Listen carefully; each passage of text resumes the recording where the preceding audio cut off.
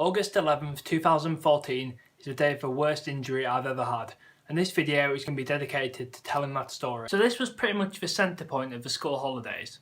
We had 7 weeks off and this was about 3.5 weeks in. So in summer it's often very sunny and we'd often get this park called Valley Gardens near where I live. We'd have to spend the whole day there because you can get food, there's a skate park there, you can just climb around on like the roofs or whatever because you have loads of little buildings. So yeah, my mum called me saying they're going to these caves in the next town over. She asked me if I wanted to come or not and I said no. Thinking back, if I said yes, I probably wouldn't have had this injury. So the park where we're at, it's pretty popular, it's quite busy. And there's this roundabout there. Often people just sit on it and just talk or whatever. But sometimes people grabbed onto the side and ran around as absolutely fast as they could. And it made it actually go really fast and just jump on it and see how long they can hold on for. So I'm pretty sure that's what we did. Then it started raining. So yeah, we laid down underneath it with our back on the floor. But my friend was still on the top going around very, very fast. And he spent quite a while speeding it up, so that's why I didn't get off straight away. So I thought it'd be funny and try to stop the roundabout by putting my legs directly up to the roof of the roundabout while it was spinning very, very fast. Literally the second my foot touched the top of it, I heard a massive snap and then my first thought was, shit, I have broken my leg. I rolled out and I was like, guys, I've broken my leg. No one really took it seriously because no one really, expected my leg to break that easily or just expected anyone's bones to break in that situation because nothing really happened. And then, yeah, I was laying there for a few seconds and someone goes, oh, Ike, look at your ankle, it's almost at 90 degrees. I was like, yeah, I just said I broke my leg, can someone call an ambulance? Like, that's how kind of calm the situation was. Like, it didn't feel like it hurt at all. There was a moment of like agony where I think the nerve was trapped. Then when it started to snap a little bit more, the nerve just snapped and I didn't feel anything else. It just felt very, very, very numb. Still can't feel the actual side of my ankle to this day. But yeah, I was just sitting there with a very, very numb ankle. I didn't really know what to do. Someone eventually called an ambulance because all our phones were out of charge and someone took a picture, and right after we took the picture, it ran out of charge to find someone else. The ambulance came, they put like this little brace around my leg which kind of corrected the angle a little bit, but it still looked like this. I'll put a picture on right now. I got taken into the ambulance. I was like, so yeah, we're going to hospital. I was like, oh yeah, we need permission for your mum to give you any painkillers or take you to hospital. I was like, really? I'm sitting here with a snapped leg.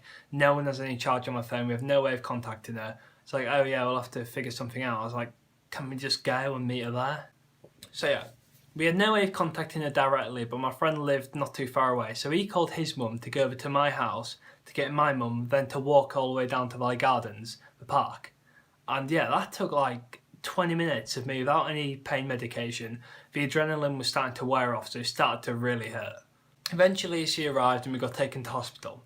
We got onto this like little bed. This is what I look like on there.